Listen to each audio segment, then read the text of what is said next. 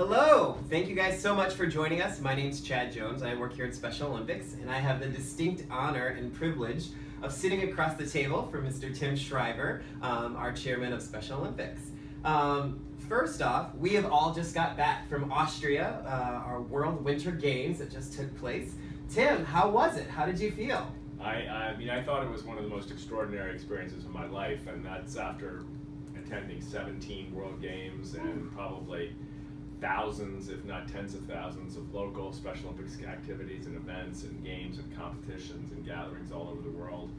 I felt like the whole country stepped up and said, we're here for you, the athletes. We want this to be your moment to shine. I feel like the athletes encountered a little bit of adversity right from the beginning. You know, weather was tough, uncomfortable, uncertain, and it seemed like the uncertainty drove the joy and the affirmation to another level. It was like, we are not gonna be deterred. We are not gonna let anything stand in the way of us asserting our dignity, our skill, our bravery, and our extraordinary excitement about the chance to stand on a world stage and prove their gifts.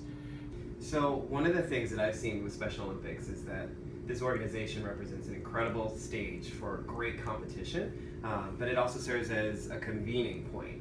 What were some of the kind of non-sporting activities and events that took place?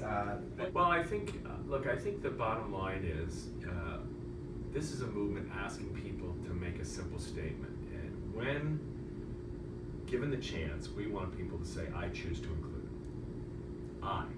I choose. Not forced. And you know there's a choice, but I choose to include.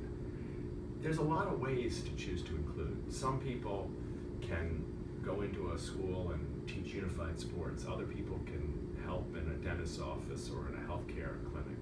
But some people can just make a contribution. Some people can say, I'll give my $25 or my $100 or my $5,000 or my $5 million.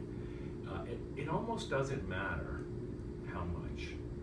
It really just matters that people choose to be a force for a source of a commitment to inclusion.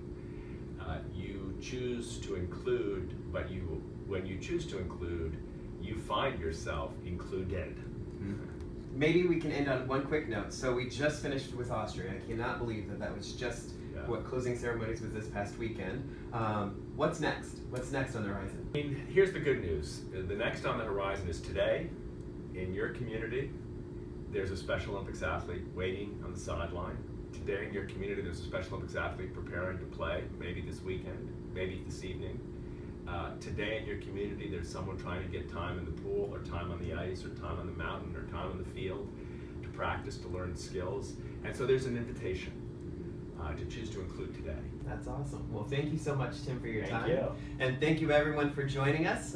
We look forward to getting a couple more snippets from Tim in the couple of days moving forward. But thank you for your time, and we'll talk to you soon. Thanks for everything.